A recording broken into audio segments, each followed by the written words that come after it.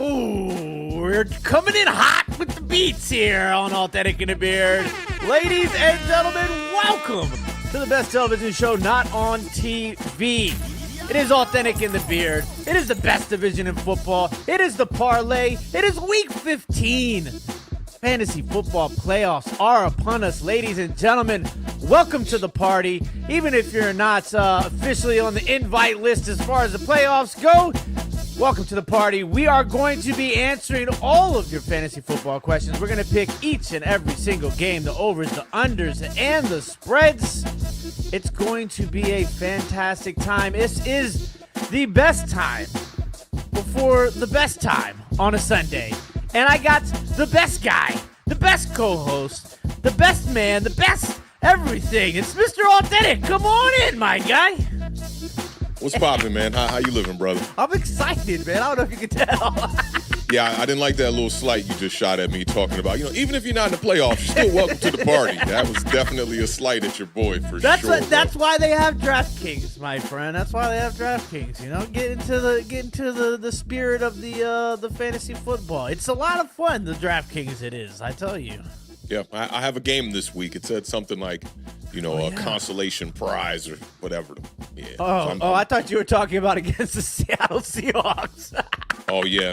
My New York Giants have a game against the Ravens this week, too. So it's not a good week for your boy Awthentik. But I'm here in support of the Beard. Go playoffs, man. I think you said you got 5 teams out of your 7 that are in the playoffs. So I'm rooting for you, bro. Yeah, so it's going to be – I did a lot of picking up on the waiver wires this week. So, I dug into some of the defenses that we're going to be playing next week so I could pick them up this week in preparation for my after the bye week in fantasy playoffs. So, that's something that's super important. If you got some guys on your radar and you have a bye week, or even if you have someone on your bench that you're not going to be playing, today is the day to get those moves in because, if you can make those moves this morning – they're going to be on your roster for next week. You don't have to worry about fighting other playoff teams for those waiver wires coming into on Tuesday. So definitely something to keep your eye out on. Green Bay Packers defense, I picked them up for their matchup next week. I forget exactly who it was, but they're playing something. I think they're playing the Saints maybe. And it feels like the Saints are just going to be depleted. I don't think Derek Carr comes back and plays at any point this year. Saints are terrible. They're terrible. I'm surprised they have as many wins as they do. I mean, still not mathematically eliminated. I think they're sitting on 5 wins now. Kind of surprised after losing 7 straight earlier in the year. So hopefully, the Commanders can kind of take care of some business today. That's going to be a game that we talk about once we get down to the rapid fire. Don't forget, if you guys and gals have any questions in the chat, fantasy-wise, drop those questions, and Awthentik and myself will answer them as we go throughout the show. But without further ado, let's go ahead and just jump right into the sit-em section. We're going to talk about some players that we think that you should be putting on the bench this week in fantasy football.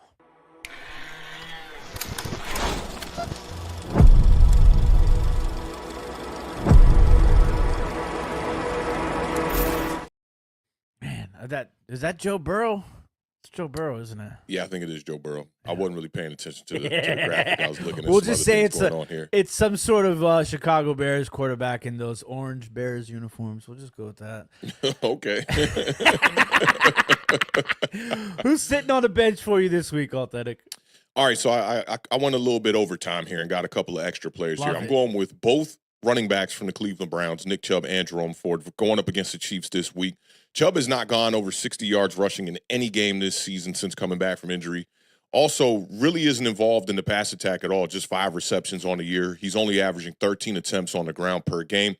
Jerome Ford, on the other hand, has 1 game of 10 or more attempts since Chubb has returned.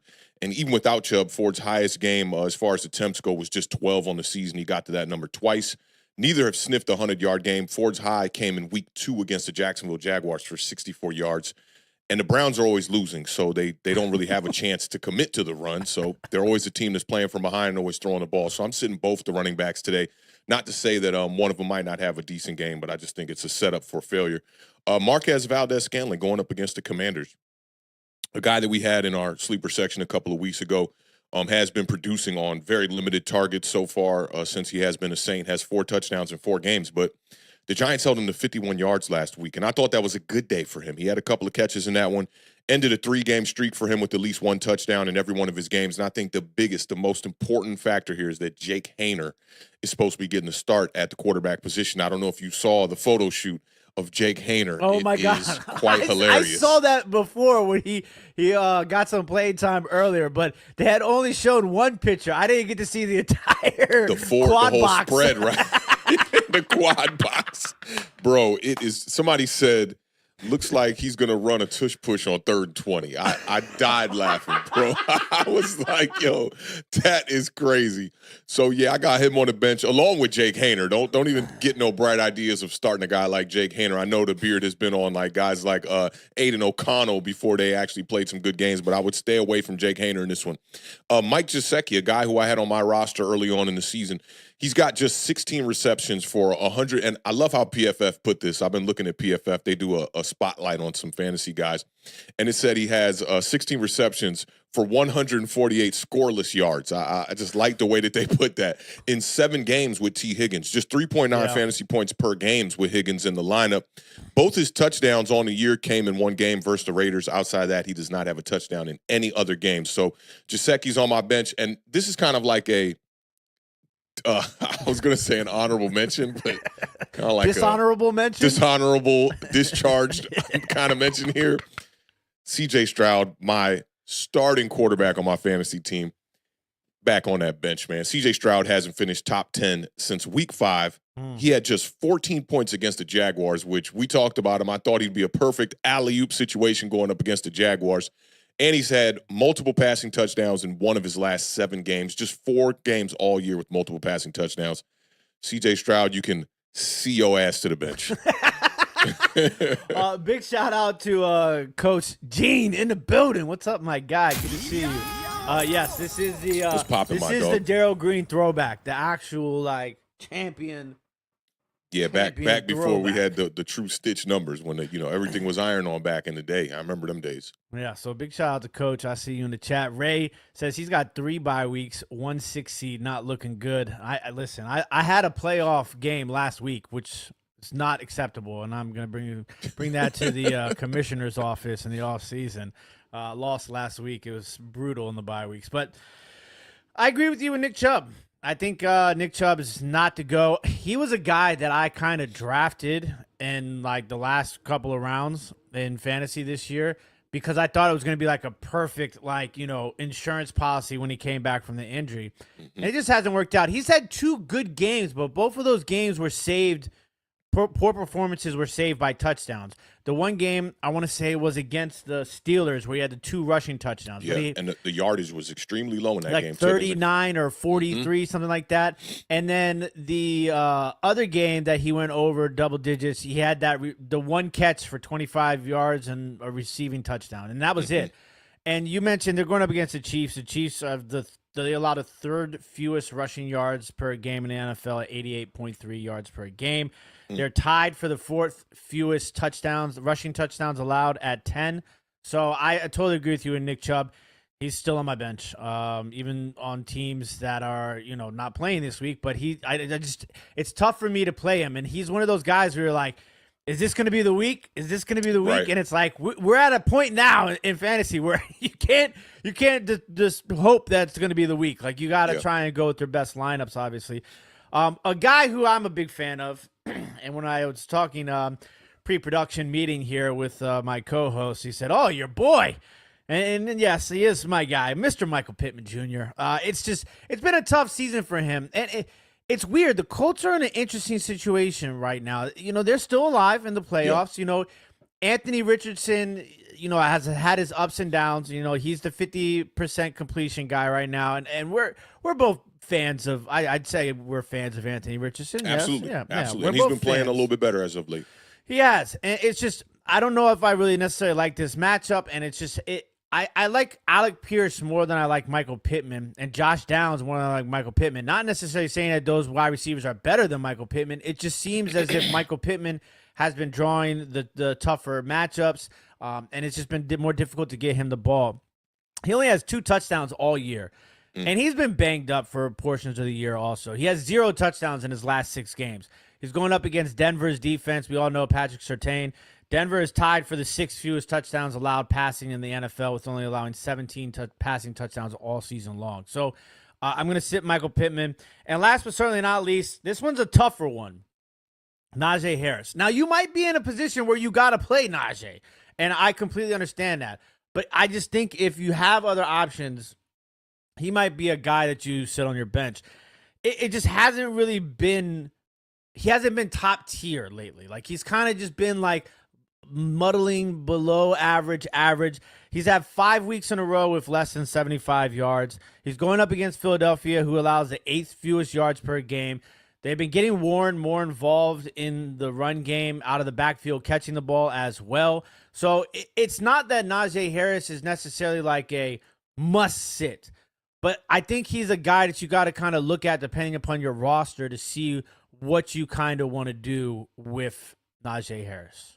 He's got touchdowns in back-to-back games, so you got to consider that. And Najee Harris is a guy that is very similar to me of Brian Robinson. He's like, he can be effective without those big 100-yard games and things like that. And, you know, a guy who's kind of having his best season right now, which doesn't say a lot. He's kind of a teetered around 3.9 yards per carry throughout his whole entire career. So he's never going to have that high yards per carry, but I do understand why you would consider sitting him, because he's the kind of guy that if, you know, you get around the end zone and Warren starts getting some touches around the goal line, it could be a detriment to Najee Harris's play. Absolutely. Big shout out to Ray. He's got a question in the chat. I think this is an interesting question right here. And these are the type of questions that you're going to be faced with in fantasy when it comes to the playoffs, and or for those of you that maybe you haven't started playoffs and this is your last week before playoffs. Jameson Williams, Sincere McCormick, or Jaden Reed. Full PPR. Jaden Reed put up a dud last week. Yeah, he's up and down, boom or bust. Yeah, I'm looking for a big game from him this week. Going up against the Seattle Seahawks, who the Packers play, right? Mm-hmm. I'm looking for a big game from him. Jameson Williams, you got to rely on the big play. Jared Goff has been a little average, you know, the past couple of weeks and whatnot. And they don't necessarily rely on their pass attack to really get it done. Their two running backs have really been the staple of that offense so far. So I think I'm going to go with Reed. This is super tough for me. I feel like this might sound crazy. Sincere McCormick might be like the safest play of the three, which is crazy to say. I mean, because he's a running back. He is the number one running back right now for the Raiders, and he has been performing extremely well over the last couple of weeks. I remember giving him that name when I did my little running back emergency room rundown 3 weeks ago, and now he has just blossomed. Jameson Williams, I think, has been more consistent lately than Jaden Reed. Jameson Williams, and yes, he's a guy that we rely on for the big plays, but I feel like Jameson Williams has been like at least a 10-pointer every week for the last 3 or 4 weeks, with a couple of big games mixed in there. And then Jaden Reed, we talked about the up and down. Listen, I feel like Jaden Reed might be the play. I think you're at a legitimate coin toss between these three guys. But if you want to rely on, I know the Raiders matchup isn't the best, but if you defensively, they're playing the Falcons, so yeah, which is the really bad defense. And Kirk Cousins hasn't been playing that well, so, drives being sustained on the opposite side of the ball really haven't been a thing. That's what makes me consider Sincere McCormick is the matchup. He hasn't scored a touchdown yet, though, on the ground. That worries me in 4 games. I think if you want to be safe, I would go McCormick. I think if you're looking for a boom, like somebody who might give you that 20-point game, it's going to be between Jameson Williams and Jaden Reed. Just know that Williams has been getting targets the last 4 weeks for sure. He has high volume the last 4 weeks. 8 targets, 7 targets, 7 targets, 6 targets. But yardage wise, he's got 2 bad games squeezed between 2 good games. So he had 124 yards against the Jacksonville Jaguars 4 weeks ago, now going on 5 weeks ago, on 4 receptions. But between that, he had 64 yards, no touchdown, 28 yards, no touchdown. Last week, against the Packers, he had 8 targets, 5 receptions, 80 yards, 0 touchdowns. So he's another one that, doesn't get in the end zone, needs the big play.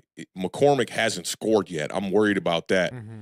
And Jaden Reed last week was awful. I don't even think last week he had a catch. It's been bad for a couple of weeks for Jaden Reed. Am I mistaken with that? Yeah, four straight weeks, but he had 2 touchdowns in a game where he only had 24 yards against the Dolphins 2 weeks ago. So that's really his only good game. Has a touchdown in 2 of the last 4. So that's been saving him. But against the Bears, he had a touchdown. He only had 2 receptions for 23 yards. Against the 49ers, he had 3 receptions for 26 yards, no touchdowns. Then he had 3 receptions for 24 yards against Miami, but he had the 2 touchdowns. So he's super touchdown dependent the last couple of weeks as well. Outside of that, he only has 3 touchdowns on the season that are kind of just randomly scattered throughout the first 8 or 9 games. So do you think we should just double down and go Jameson Williams? He seems like the most... He does. And Detroit... Buffalo. So that should be high scoring. The highest total of any game this week. The over under in that game is 56.5. I like how we kind of iron that out. Yeah, I'd go Jameson Williams. Reed can have a big game as well, though, going up against that Seattle Seahawks defense. I'm not a big fan of that defense because they don't get after the quarterback. And Jordan Love's a much better quarterback when he's, comfortable in the pocket and has that time to throw the ball. So that goes for any quarterback, to be honest, but especially Jordan Love, a guy who's like semi-mobile but not extremely mobile. I'd go Jameson Williams after the talk, though. First, Reed would be my second guy, and then McCormick would probably be last. Up next, big shout out to Door Gunna with the $2 super chat. More painful, kidney stones or watching the New York Giants? Listen, I know the Giants are bad, but I'm going to take bad football over pissing rocks any day of the week. Yeah, that's true. I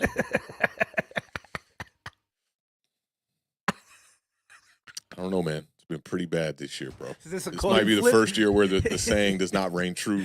Bad Giants football is better than no Giants football. At this point, I'm ready to get prepared for the draft. Maybe we should change the saying to bad New York Giants football is better than passing kidney stones. Yeah, that's what it should be. Big shout out to Jameson in the chat, who's actually waiting for a new kidney. Salute to you, Jameson. Big shout out to J-Mo. That's my dog. Up next, Boogie Woogie Woogie, half PPR, 2 flex. My first is Jordan Addison. Should my second flex be Tank Bigsby, Keon Coleman, Xavier Legette, Javonte Williams, Romeo Dobbs, or Schultz? I almost called him Dallas Schultz. Bruh. That's you tough. are hurting in that second flex. Coleman's coming back from an injury. Yeah. Bigsby's been weirdly splitting reps with ATN over there and not getting the correct volume on a consistent basis. Xavier Legette keeps dropping the ball, hasn't had big games. Are we going Javonte Williams? No, I don't think I could go. I'm not going Romeo Dobbs. Javonte Williams got 4 carries last week. Oh, my God. Are we going to – Dalton Schultz had a decent game last week. I had him on my bench, actually. I mean, I think we're looking at Keon Coleman here. Keon Coleman. Damn. If he's Keon Coleman because, listen, that's the highest point total of the week. Dallas's secondary is not all that great. Xavier Legette, maybe? I mean, Xavier Legette's probably going to get you 4 catches and 43 yards. So if you're happy with 8 points, or this is half point PPR, you got to hope he gets in the end zone. But Coleman's the kind of guy that could go 2 catches the whole game. I mean, yeah. All of these guys are two catches a game, or Schultz, man. Schultz, are we going to go Schultz? I just remember Schultz having a pretty decent game last week. I thought he had 12 points. Yeah, he had 5 for 61 and a touchdown. It's his best game of the year. And it was his first time scoring a touchdown all season. All right, I'm not going Dalton Schultz. I'm not banking on that. Give me Xavier Legette, man. I will tell you, I would monitor Keon Coleman's injury situation, and if he doesn't play, I think I'm going Xavier Legette too. No Trayvon Diggs out for the year now for the Dallas Cowboys, so I think that's about as close as we're going to get to helping you on that one, Boogie. Yeah, that's a tough one, Boogie. Godspeed. Big shout out to Dubman for the $1.99 super chat. T. Higgins or Calvin Ridley? Higgins had a rough week last week. Yeah, I'm going T. Higgins. I'm going to go Calvin T Ridley too. too dependent on the quarterback, and Will Levis has not been playing good ball. Yeah, I got to go T. Higgins also. I think T. Higgins has a bounce back game. That's a big game, actually, for two teams without winning records. Dolphins, Bengals. That's low-key should be a fun game. Tua versus Joe Burrow. So hopefully that helps Dubman, but I think we're going to go double down and give you T. Higgins on that one. Big shout out to Max Webster in the chat. Says, anyone else got the fantasy buy? Tree buys for the beard. Tree buys For the beard. All right, ladies and gentlemen, we're going to jump into the next section. We're going to talk about some sleepers for Week 15 fantasy football.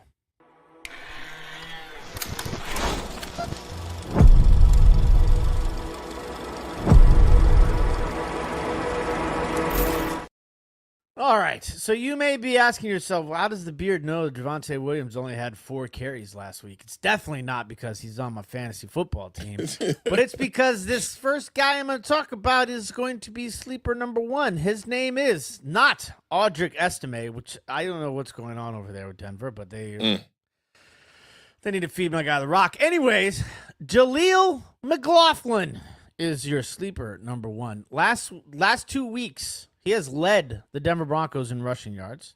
Last week, he had 10 more carries than Javonte Williams and Audric Estime.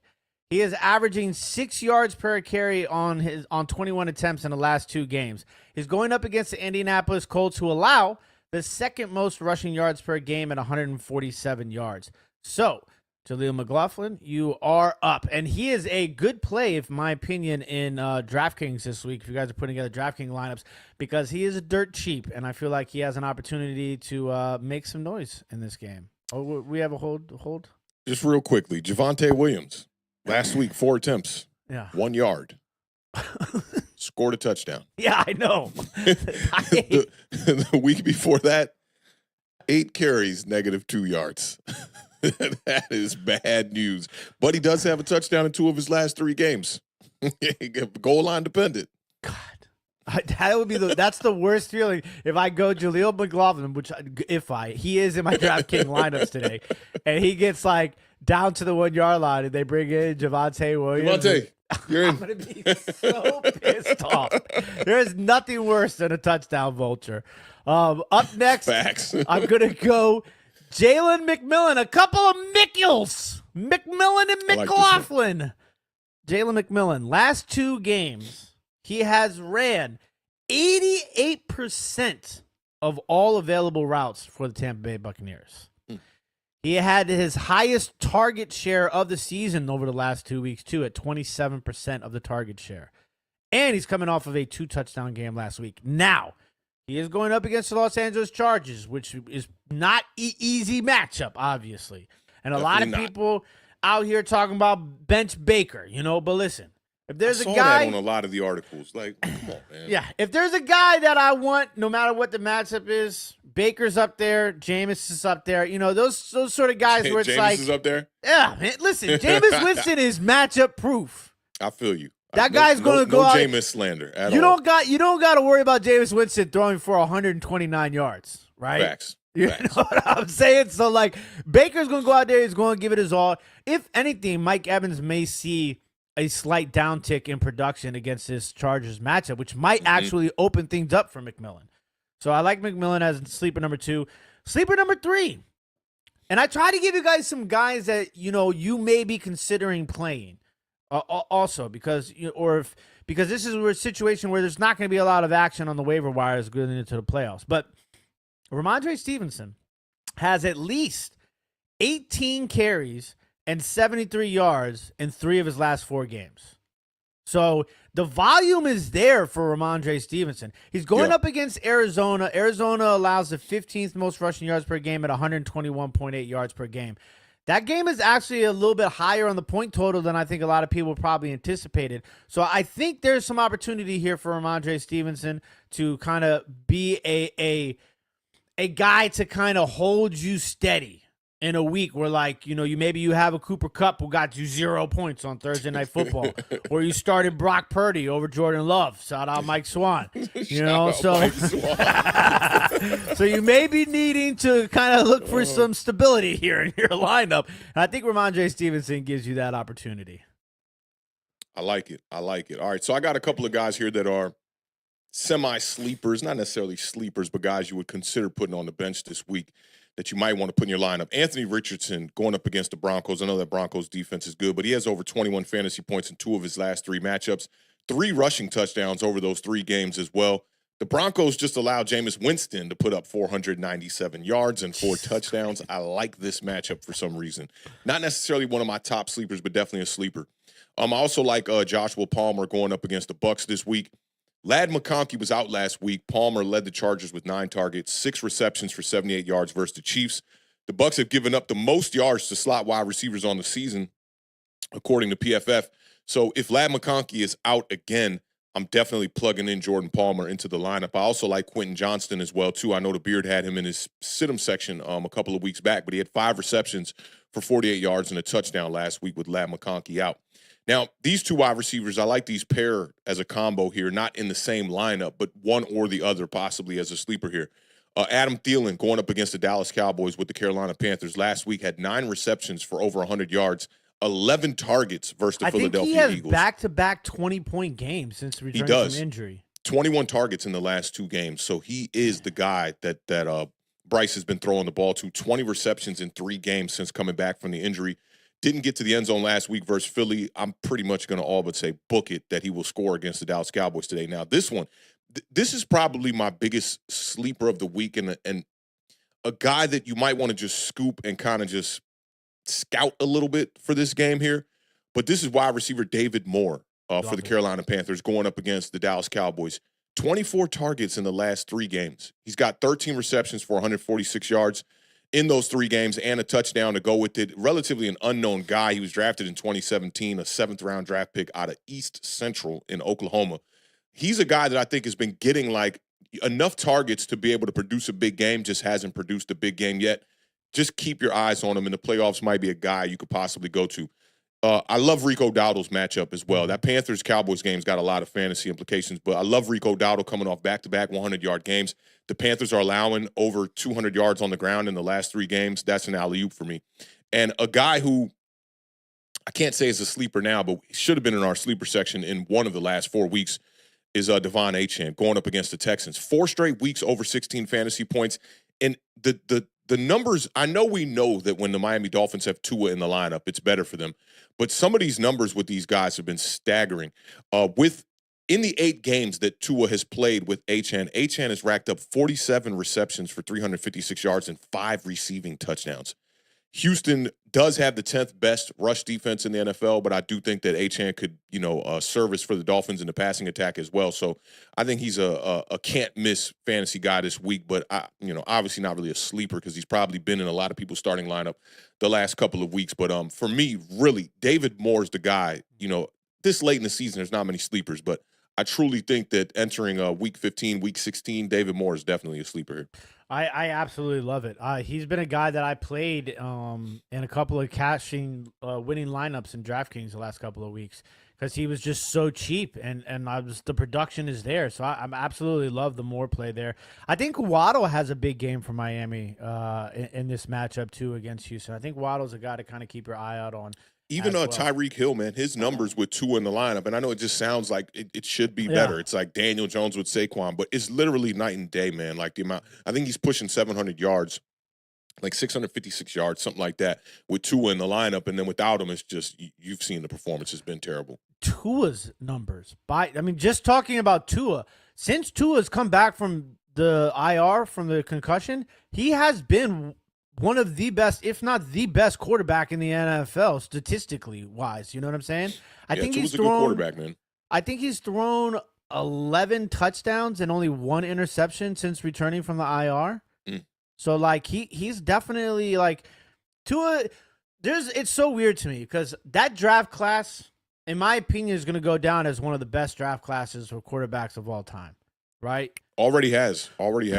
Justin Herbert, Joe Burrow, Tua, Hurts, and Jordan Love. I Mm-hmm. mean, good God. All 5 of those guys got major second contracts. Yeah.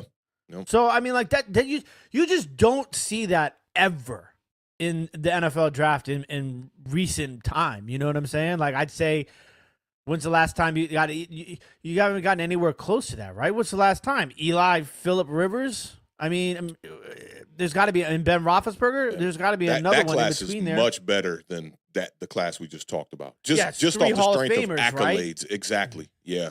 And then what's the is it the 83? The 83 draft class that had Is that Marino and Elway? Yeah, I think that was that class. That was another good one too. But yeah, it's outside of that, yeah. I mean, it's tough. And I just think that Tua and Jalen Hurts are the more underrated of the bunch. Not necessarily underrated as much as, like, they're not as glorified as Burrow, Herbert, and Jordan Love now, because Jordan Love has been like a darling for people to talk about this season. You know, a lot of people had Green Bay as a Super Bowl contender going into this season. So just a really interesting look at that quarterback position. They're moving very similar to the way they did last year. Like, they're kind of off people's radar a little bit right now, but still a team that's going to find a way to make it to the playoffs. And then when they get there, they're going to be a dangerous team like they were a season ago when they took Dallas out in the first round. What's interesting is the Commanders, obviously, we're good now. We have Jaden Daniels, but, you know, we took Chase Young in that game. And I'll tell you, that draft, yeah. I listened to an interview this week on the radio. For me, that's one of the things I enjoy the most. A lot of times sports talk radio can get kind of like with all the call-ins and stuff like that. There's a lot of like unnecessary banter to a certain extent, right? Yeah. But sometimes there's really, really good interviews. That's how I found out about the Jaden Daniels and the VR program. Like before, like months and months and months before anybody had even heard of it. And when you had told me about that day, because LSU they were doing content around that, you know, like showing him using the VR and whatnot. Now they're allowing coaches to look at the VR themselves to study the tape as well, which is really dope as well. It's super interesting. But I heard an interview with a guy who covers the Saints, and he was talking about Chase Young. And it's interesting because you just don't hear about Chase Young, but he's having one of his best years. He is leading. I want to say he's leading the NFL in pressure rate percentage. Like, Ed, he's top 5 in pressures in the NFL. I mean, I know last week he played the Giants, and I think you said, who was it who gave up 10 pressures? Joshua Zidu, he gave up 10. I think Chase Young had 10 pressures in that game alone. But, you know, his sack numbers just aren't there. And so, like, but the guy talked about how he had this conversation with Chase Young and how Chase Young said, you know, some of the things that he actually gave Ron Rivera credit. He was like, some of the things that Coach Rivera was telling him, he was just not utilizing. He wasn't doing. And, you know, Coach Rivera had told him, like, you have to learn how to get more pressure physically than with your speed. You know, like you need to rely more on that. In this league, man. And then he's like, I started learning and realizing more the big differences between college and NFL. You know, like in the NFL, these guys are so deep into their stance, in their protection, way earlier than they were in college. You know, they don't play as deep on the offensive line in college as they do in the NFL. So just another interesting little tidbit there to throw in when we were talking about that draft class. We got a couple of questions in the chat. Big shout out to Corey Robinson. Morning, fellas. Hope life is good. Life is great, my friend. Appreciate you. Says he needs some advice. Final wide receiver spots. Brian Thomas Jr., Ladd McConkey, who you need to keep your eye out on because he is banged up, and Josh Downs. And for flex, Jonnu Smith or Isaac Pacheco. Ooh, these is 2 really good questions here, Corey. Jonnu Smith for me in the flex. Pacheco's been a bit of a letdown since coming back, so I'm going Jonnu Smith in the flex, absolutely. And I know struggling at the quarterback position, but I'm going Brian Thomas Jr. At the wide receiver spot. I love it when it's just easy peasy. We both agree. I actually think Brian Thomas Jr. has a big game today. I love Josh Downs. It's just a little bit difficult, you know, with that offense. You don't really know what they're going to do. And then Ladd being so banged up, you don't want to rely on him in a 4:00 slot. So I think I'm going to go Brian Thomas Jr. as well. And listen, I drafted Jonnu Smith. It took him about 12 weeks, but My guy has arrived. I mean, think about the last week. 0, everything across the board. He goes into overtime, 4 catches and 47 yards in the game-winning touchdown in overtime. So, yeah, I'm doubling down with Awthentik here. We're going to go Brian Thomas Jr. and Jonnu Smith in the flex. Big shout-out to Lexo24. This is probably one of the top comments we get, no matter if we're together, Awthentik's by himself. Everybody loves the hats that we bring to the table. So we just want to say we appreciate you guys showing the love for the hats.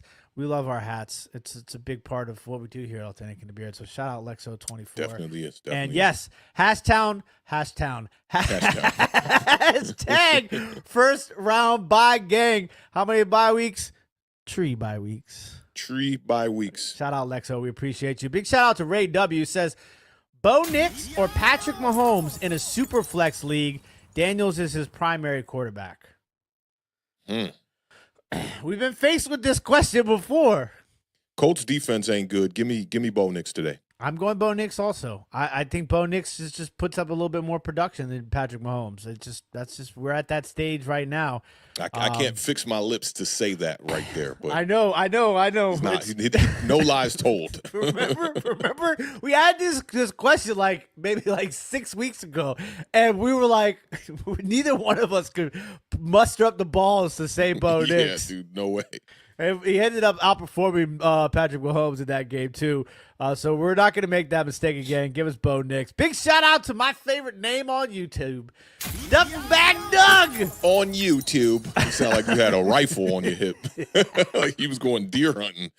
Duffel Bag Doug says, what's up, fellas? How are we feeling about this anytime touchdown bet? Jahmyr Gibbs, James Cook, Josh Jacobs, Saquon Barkley, Achane, Henry, and Kamara. Dang. Who do we think is not going to get a touchdown out of that? Let's see. I want to take a peek at every matchup for real. So Detroit going up against the Bills should be a high scoring game. Bills defense ain't trash or nothing like that. They did give up 50 points to the Rams the week before. Yeah, and they were in another barn burner, I feel like, right before that. Gibbs will get one. Cook will get one. Josh Jacobs will get one. Saquon's going up against the Steelers. That might be the tough one right there. Keep that one to the side real quick. Okay. Derrick Henry absolutely getting one today against the New York Giants. Alvin Kamara against the Commanders. What you think? It's hard for me to think that he doesn't get one. Yeah, who else would score on that team, right? So I think Kamara will get one. I got a feeling Saquon's going to be the one to sell. Tush-push vibes, you know. Probably won't get the big home run hitter today.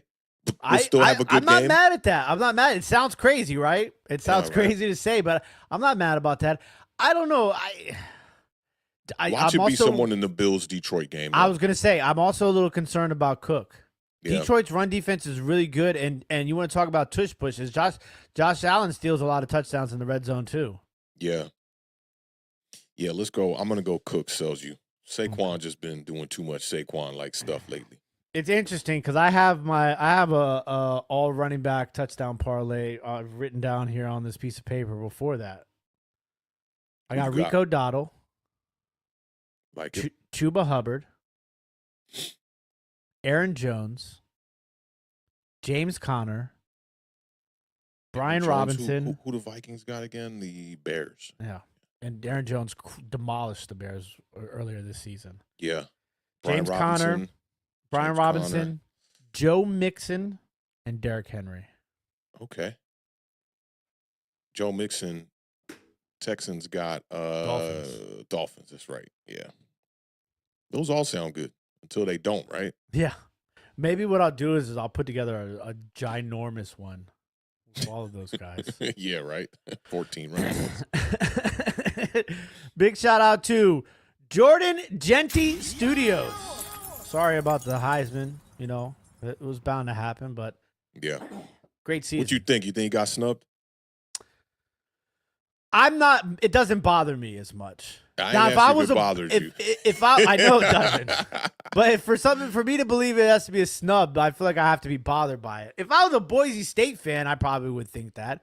Yeah. But this is how the Heisman Trophy works. Like, you got to remember, like, there's people in the Midwest and the East who vote on this, even though we're in this new world with all the social media and everything like that at your hands. It's not as bad as it used to be. But a lot of those people aren't watching Boise State play San Jose State at 2 o'clock in the morning. You know what I'm saying? So, like, I feel like it was a little bit, that's just kind of how the cookie was going to crumble. I wouldn't have been mad if Gentry won it over Hunter. I just think that what Travis Hunter did is so hard to do. You know what I'm saying? Like, just a pure volume of snaps that guy played. Yeah. And you know, so I thought Gentry was going to win it. I was a little bit surprised to see Hunter win it.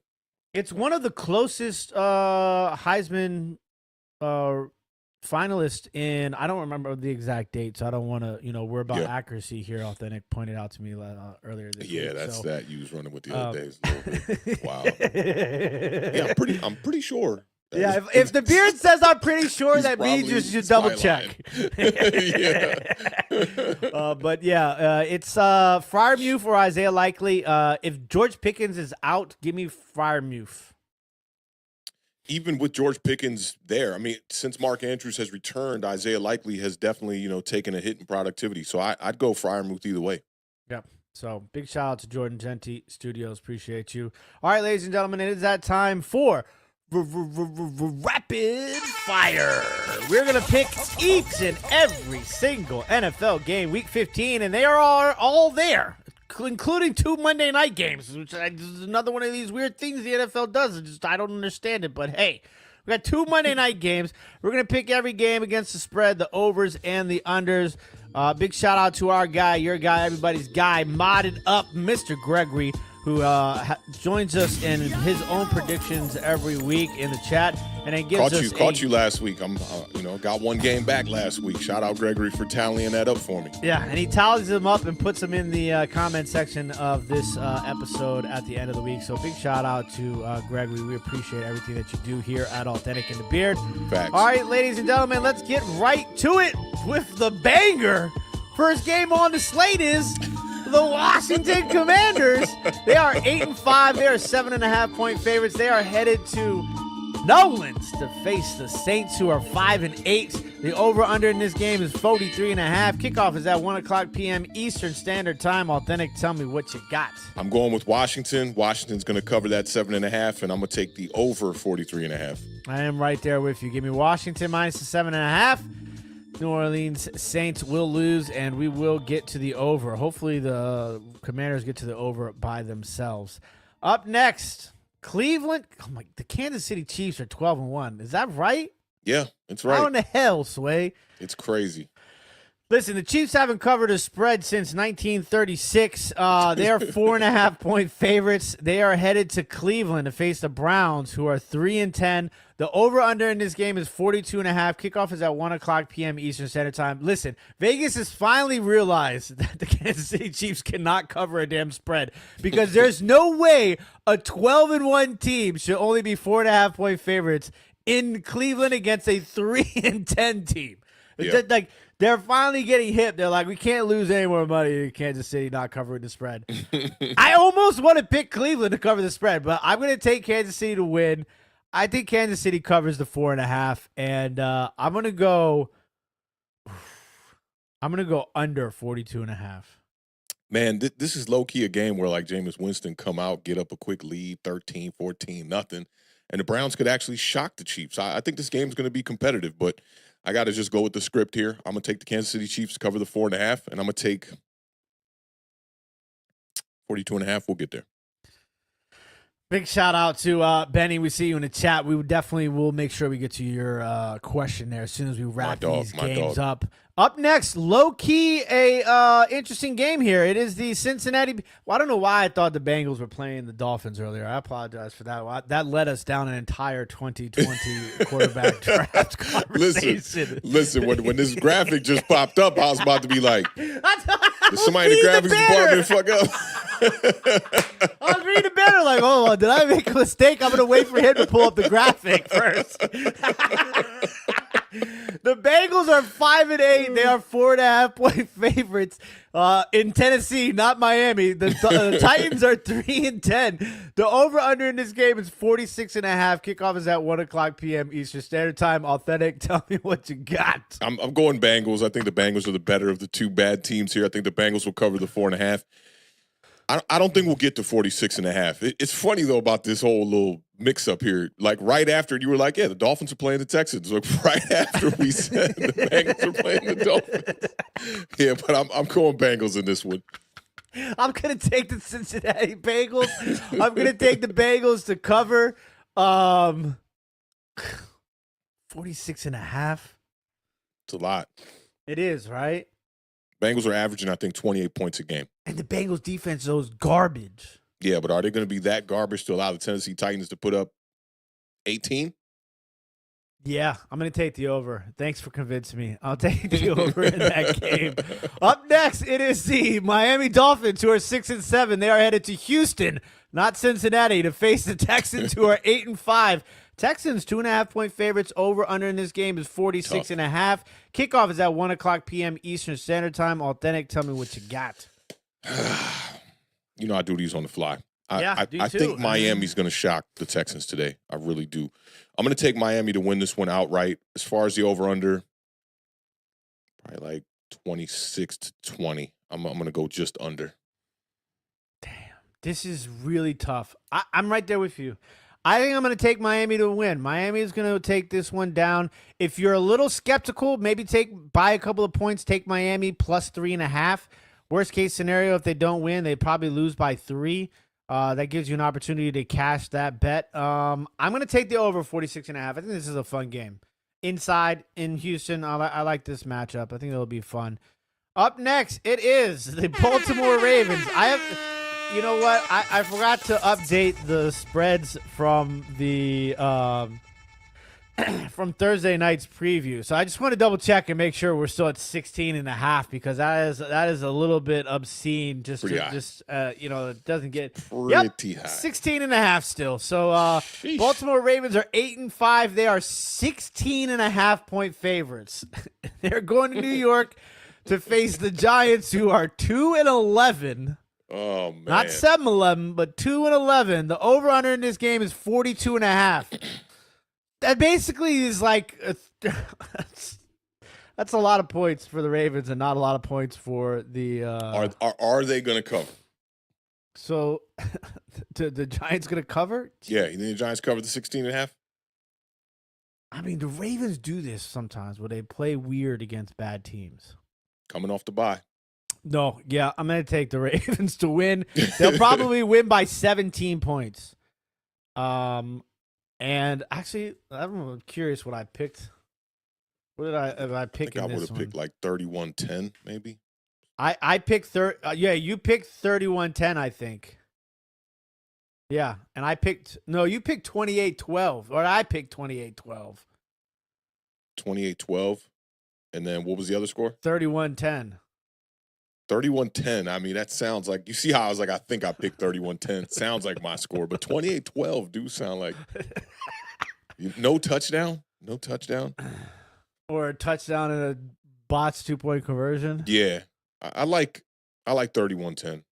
Yeah. All right, so I'm going to take Baltimore to cover, Baltimore to win, and we're going to take the under 42.5. That's where I'm at. Yeah, had a good conversation with the Twitter homies on this one that don't think that the Ravens can keep this lead at 16. I think they can. I think that Lamar Jackson is going to be just extremely revitalized for this game. He was upset about going into the bye after having a loss. Another breaking news coming in we got a quick little stand bomb here. Another banner has been flown over MetLife. Really? Yeah, probably being carried by drones. Oh my God. No details on what the banner said? No details from Stan yet. That just came across the wire here at 11:51 a.m. Eastern Standard Time. Big shout out, Stan. What's good, fam? Up next, the Toilet Bowl. Speaking of New York toilets, The Jets are 3-10. They are 3.5-point favorites. They are headed to Jacksonville, who is also 3-10. The over/under is 40.5. Kickoff is at 1:00 p.m. Eastern Standard Time. Awthentik, tell me what you got.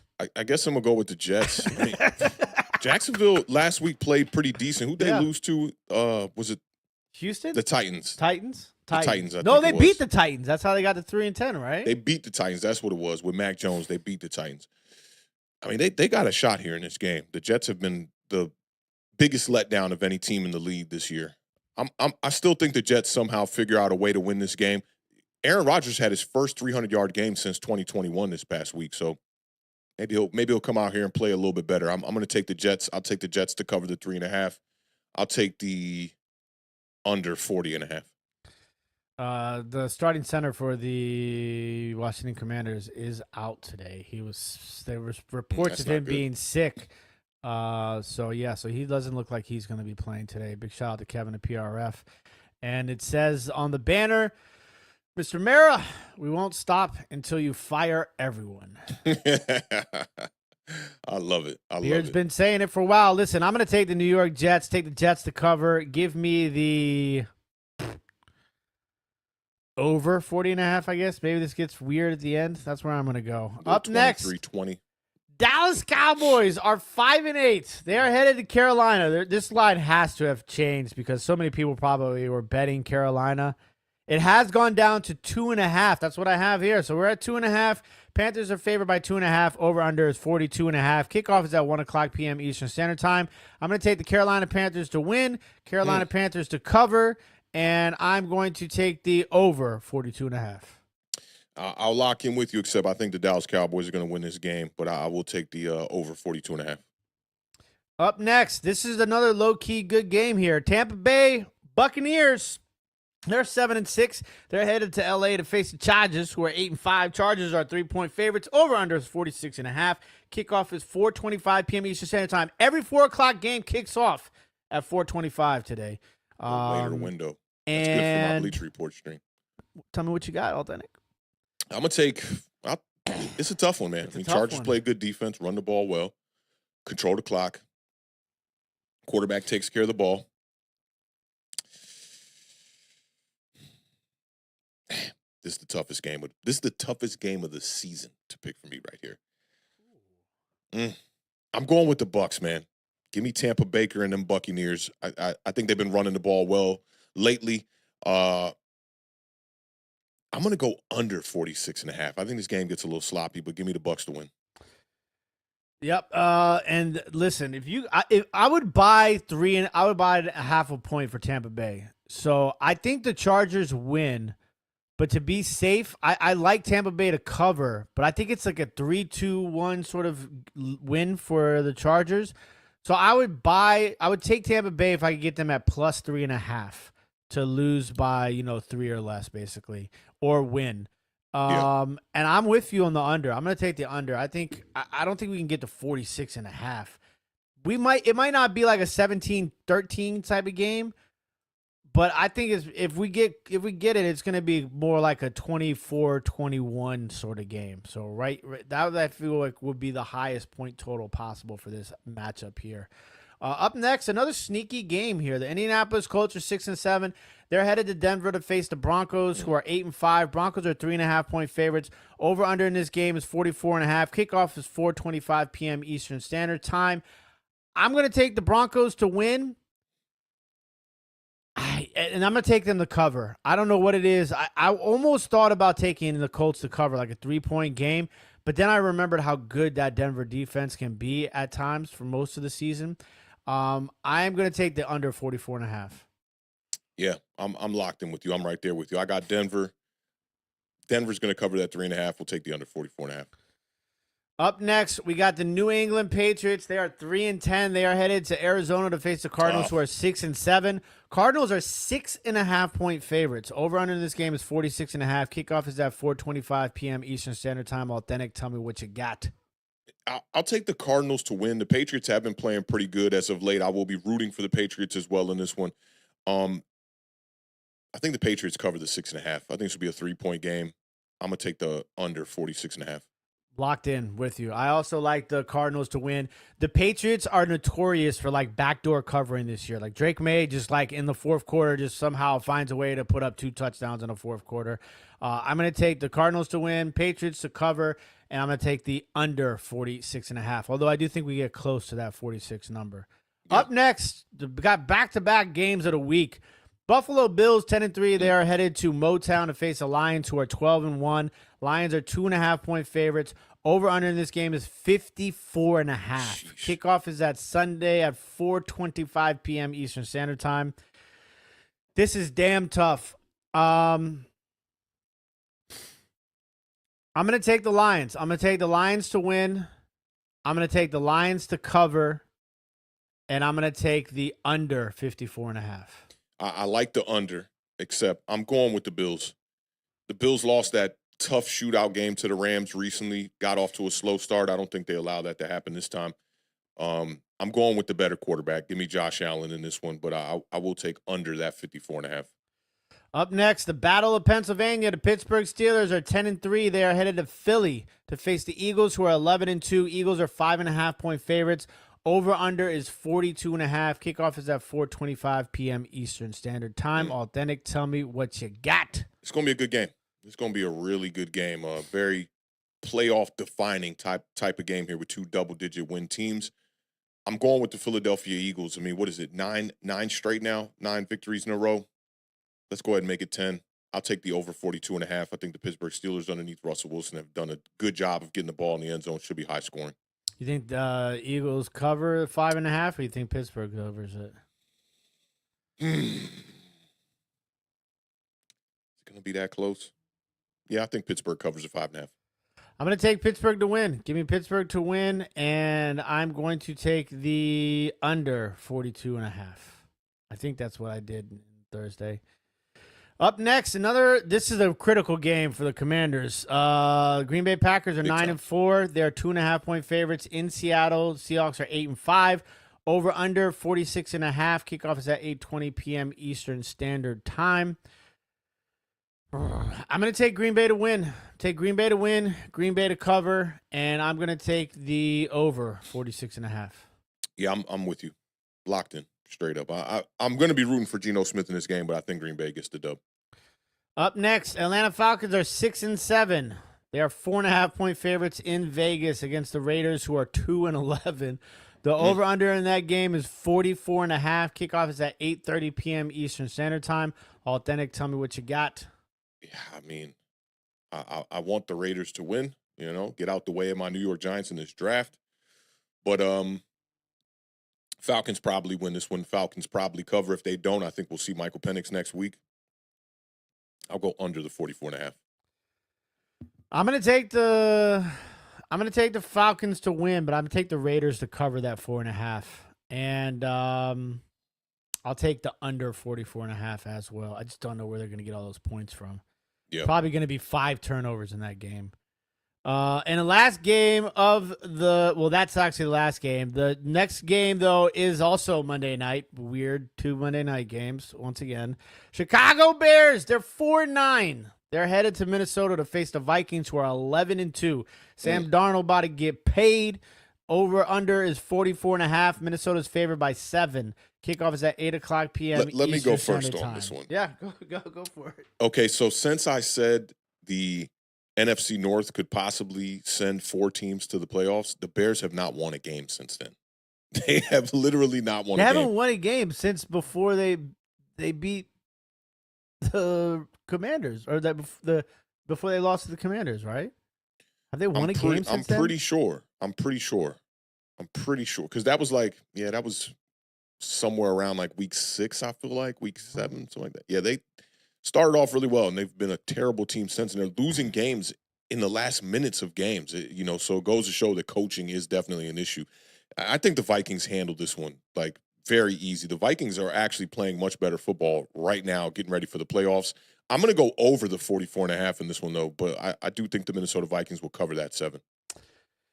Yeah, I'm right there with you. I'm going to take the Minnesota Vikings to win, Vikings to cover. I'm going to go under 44.5. Under 44.5 in that one. Ladies and gentlemen, that wraps up every single game. Week 15 in the NFL. We got a bunch of stuff we're going to get to in the chat really fast before we get you guys out of here. Big shout out to our guy, Benny, checking in with a $9.99 super chat. Says, what three should I start, fellas? So 2 wideouts and a flex. Xavier Worthy, DJ Moore, Garrett Wilson, or Zay Flowers. I need help. These guys are up and down. I've been pulling my hair out, and I'm bald. I think I'm leaving Xavier Worthy on the bench. Yeah, I think I'm right there with you. I feel like DJ Moore, that they're going to have to throw the ball against Minnesota. Maybe Zay in a game against the Giants where the Ravens should likely get out to an early score, early lead, maybe. But I still think, like, that's kind of maybe digging into it a little bit too deep. I think Xavier Worthy has been the most inconsistent of these guys, maybe DJ Moore. Yeah, I just feel like the matchups and the game scripts for those other 3 guys are there. So I'm going to put Xavier Worthy Is it on the with bench. DJ Moore against the Vikings? That's the one I'm questioning. They're going to get beat down more than likely, right? So they're going to be passing the ball. Mm-hmm.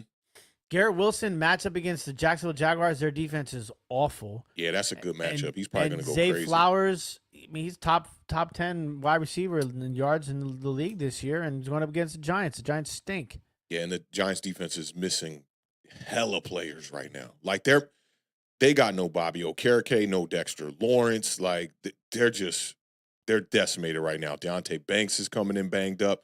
We are getting Deontay Johnson back at the linebacker position, which might help a little bit, but yeah, this team is too banged up. So I agree with you on that.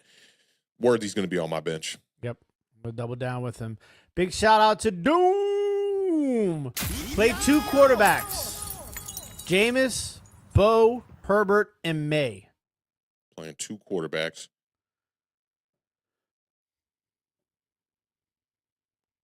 They're all in the same tier. Mm-hmm. That's tough. I guess I'm going Bo and Herbert. I think I'm gonna go Bo and Jameis. I feel like Jameis is good for a weird and crazy game. Yeah. And then he says, play 2 of these: Neighbors, Reed, Tyrone Tracy, Brian Thomas Jr. I like Brian Thomas Jr. Mm-hmm. And Neighbors is just so, like, you just don't know what's going to happen. You know he's not going to score a touchdown normally, but maybe that happens today. But you know he hasn't scored a touchdown since week 3. Tyrone Tracy's been a little bit iffy. Yeah, I was looking at Bobby Skinner's Fire Joe Shane video yesterday, which is a really good video. Really felt like a giant overreaction, to be honest. Like, a lot of the way he's just speaking about Joe Shane just reminded me of a lot of giant overreaction vibes. But he talked about Tyrone Tracy being a hit already, and it was the one thing in the video that I kind of disagreed with, where I was like, Tyrone Tracy has had a good year. Don't get me wrong. But, like, to label a running back a hit after just one season, a guy who was drafted in the 5th round, is tough for me. I'm going to go Brian Thomas Jr., and I don't know what it is, man. I just think Jaden Reed has a good day today. I'm going with Jaden Reed. I think that's a safe play. Jaden Reed and Brian Thomas Jr. I'm 100% on Brian Thomas Jr. I would think about maybe Neighbors, just because I feel like he's going to probably get you, like, if it's a full point PPR, he's probably going to get you, let's say 50 yards and 5 catches. So that's 10 points. Do you think that Dable commits to the run today, even if they're losing by a good couple of touchdowns? Do you think he'll commit to the run in the second half of the game? No. I don't think so either. What has he done to prove that to me? Yeah. There's only been like one game where he did that, where he committed to the run even when it really wasn't working and we were down on the scoreboard. I like Neighbors. Neighbors and Reed are kind of a toss-up for me. I even think Neighbors might have the bigger game. I'm not mad at that. Up next, we got our guy, your guy, everybody's guy, Juan Pena Jr., who for my flex and running back 2. He's got Jefferson at wide receiver 1 already, and Kyron at running back 1 already, and Kittle's at tight end. So on his bench, we got to pick 1 flex and 1 running back. Charbonnet, Stevenson, Breece Hall, Kenneth Walker, Jawan Jennings, who's already out, Myers, already played, Jacoby Myers, Xavier Worthy, Marquez Valdes-Scantling, and Darnell Mooney. And then Tucker Kraft. Tucker Kraft has been playing really good lately. So we gotta pick how many out of this? We Flex? got to pick one running back. I think I'm going to go Charbonnet. I think Charbonnet is my guy at running back. No Ramondre Stevenson, even though he was in that sleeper section. Mm-hmm. If Kenneth Walker is out, Charbonnet plays is my starting running back. No questions asked. Yeah, I like Charbonnet. I'm cool with that. If it's not Charbonnet, it's going to be Ramondre Stevenson for me, and then a flex. Flex. Breece Hall's banged up. I don't know what we're going to get out of him to put him in there. Jacoby Myers is consistent, in my opinion. I'm not mad at Kraft. Mooney, Falcons matchup against. I'm going Tucker Kraft. A touchdown in 2 of his last 3. It would be a toss-up to me between Tucker. I wouldn't be mad at Tucker Kraft. But I would think that you'd have to give some consideration to Darnell Mooney, depending on the point format. If it's PPR, I would definitely think about Kraft or Jacoby Myers. If it's not full point PPR, I would consider Darnell Mooney because of the big play capability for Darnell Mooney. And big game last week for Darnell Mooney, too. Yeah. 142 yards on 6 receptions. No touchdown, though, in his last 4 games. Yeah, so... Up next, Doom. One more fancy question. Non-PPR, play 2. Garrett Wilson, DK Metcalf, DeAndre Hopkins, CeeDee Lamb. Give me Garrett Wilson and CeeDee Lamb. D-Hop been playing good. Yeah, give me Garrett Wilson and CeeDee Lamb also. That's where I'm going to be at. All right, we're going to move into rapid fire here. You guys are coming in hot with some questions. Marky Mark and the Funky Buns checking in from Twitch. Do I pick up Adam Thielen, Zach Charbonnet, Brian Thomas Jr., or Rashad White over Pittman? And if so, do I start them? DJ Moore, Jordan Addison, if anyone, over Devontae Adams. Alvin Kamara. Okay, we're going to start from the beginning here. Do I pick up Adam Thielen, Zach Charbonnet, Brian Thomas Jr., Rashad White over Michael Pittman? I would take all of those guys over Michael Pittman right now, except for Rashad White, maybe. Yeah, I'm with you on that. Give him a little bit more direction here. I'd probably go with Thielen or Brian Thomas Jr. first, but Zach Charbonnet is a good running back to cuff with the injury issues with Walker so far. But I really like Brian Thomas Jr., and Adam Thielen has just been playing lights out football and getting the majority of the targets in that offense. And if so, do I start them? DJ Moore or Jordan? I would think about starting. If Zach Charbonnet, if Kenneth Walker's out, I would think about starting Zach Charbonnet. Brian Thomas Jr. and Adam Thielen, I think, are both starts in my book, right? But now over what he already has right there. I don't know if he says over or not. So he says, like, do I start them, or would you start them over Pittman? Yeah, so he's saying, like, do you pick up Thielen, Zach, Brian Thomas Jr. or Rashad White to drop Pittman?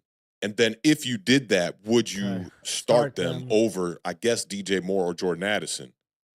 If anyone, over Devontae Adams, Alvin Kamara, or James Conner in a PPR.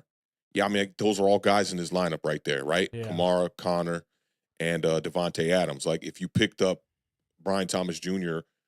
or Zach Charbonnet or Adam Thielen, would you start them over Kamara? No. Conner? Not this no. week. Addison? Probably not. He's been hooping. DJ Moore would be the one I would consider. But I don't know if he's asking to start those guys over the other 3. Yeah, I mean, I would start Adam Thielen, and I would start Brian Thomas Jr. over DJ Moore and Devontae Adams.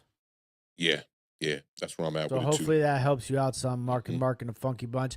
Big shout out to our guy McGinnis, the king of Ocean City, with the $4.99 super chat. Says, let's go, boys. We're all rested. Time to show out. It's cold in the mountains of Colorado, but the Commanders are hot. Much love, fellas. Appreciate you, McGinnis. Hope all is well, my guy. Big shout out to Illa, Chuba Illa, or Chase Brown. This one's tough. Need all the points I can get. Been battling this one all week long. I love Chase Brown, but I think you have to start Chuba Hubbard. Yeah, I'm with you on that. I'm going Chuba in this matchup here, man. Carolina Panthers going up against Dallas. That rush defense has been pretty terrible all year long. Operation Blue, Zay Flowers or A.J. Brown? A.J. Brown. thought you froze for a second. Yeah, just thinking because Zay Flowers versus New York. Yeah, I know. That's why he added the matchups in there to make you think. That could be very difficult because A.J. Brown could be in a game where it goes down to the wire. He has been struggling getting the targets, but this is a week where he was vocal about it. So I would expect him to get some targets. Zay Flowers, the issue would be if the Ravens are just blowing out the New York Giants and in the fourth quarter he's just chilling. Yeah, I'm with you. I'm with you.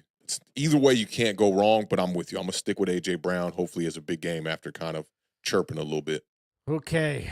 What was the saying that I said I'd liked a couple of shows ago? The squeaky wheel gets the oil. Oh. A.J. Brown was a squeaky oil or a squeaky wheel this past week. Ben Bayou wants to know, do I go Tyler Lockett or Yosivas? God.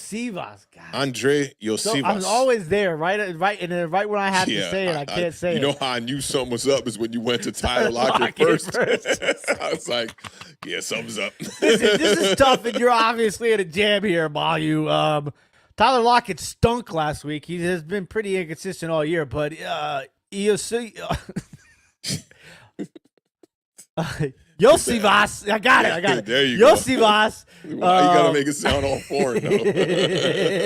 Yosivas. I mean, he just doesn't get the targets in that offense right now. So I think you got to go Lockett, unfortunately.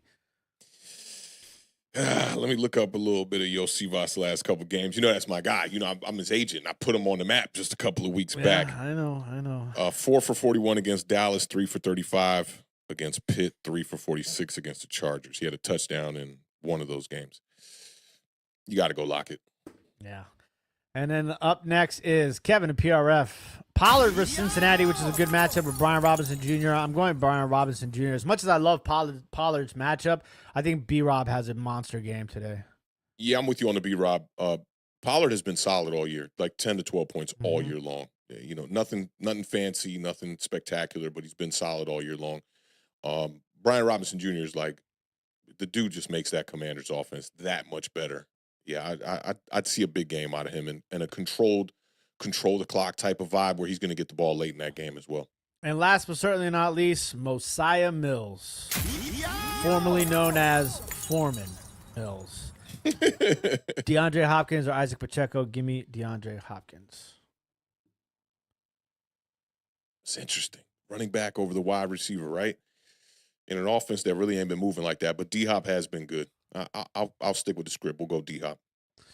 Big shout out to everybody in the chat. You guys are awesome. A little bit of talk about backdoor covers. You guys backdoor covered the fantasy questions here at the end of the show. We appreciate that for sure. Hopefully we gave you guys some sound advice. Had this too for the one. Yeah, I think that's how we ended up answering it. I wasn't sure if that came in after we answered it or not. BTJ, Adam Thielen, DJ Moore, or Zach Charbonnet over. Yeah, yep, that's how we answered it. Okay, yep. Good. Because we pretty much prioritized would we start BTJ or Adam Thielen over all those guys, and the only one was Devontae Adams, and I feel like there was another guy listed that I'm not seeing here. It was bad weed memory. Devontae Adams, DJ Moore. DJ Moore? Yeah. So we'd go Adam Thielen and BTJ or BTJ over DJ Moore and Devontae Adams, but not Jordan Addison. But not Jordan Addison. Okay. Yeah. All right, ladies and gentlemen, you guys and gals got 45 minutes to lock and load your fantasy lineups and your NFL bets, aka get your shit together. Yeah. I'm going to be placing some bets here in a few minutes. I did not see Lucas to come in last second. Anytime touchdown. You got anybody who you like for anytime touchdown today for the people? Anytime touchdown. I feel like the running back ones are a little bit too easy. I'm going to go Mark Andrews. That is not bad, my friend. Shout out to Awthentik and the Mark Andrews anytime touchdown pick. Ladies and gentlemen, make sure you guys are following us on Twitter at TimWalkOnWater2, at Awthentik, where you guys can find out information and links to all of what's going on between the two of us. Awthentik, you got Bleacher Report today after the Giants game? Yep, should be about 4 o'clock, 4:15. We'll see how that one goes. Hopefully, we get some decent quarterback play out of Tommy DeVito today, and maybe it'll be an interesting recap where we're not just sulking in our L's that we've been taking for what is it, 7 straight, 8 straight now with the New York Giants. Something like that. We're terrible. This is terrible. Yeah, it's tough, but we What a life. appreciate we appreciate all the love and all the support. We appreciate the airplanes flying over MetLife. Yes, We do.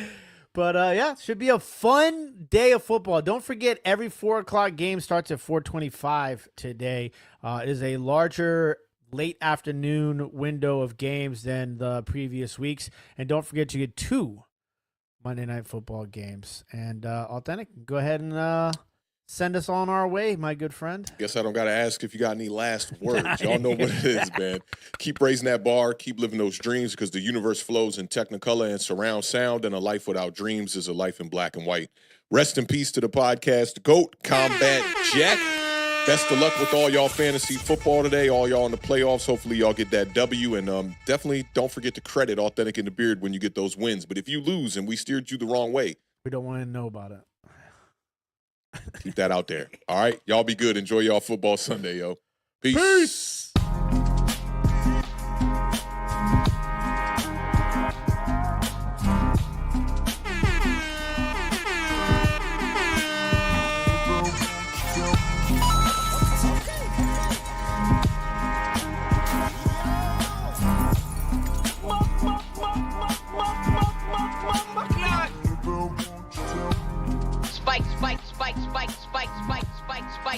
Spike don't care.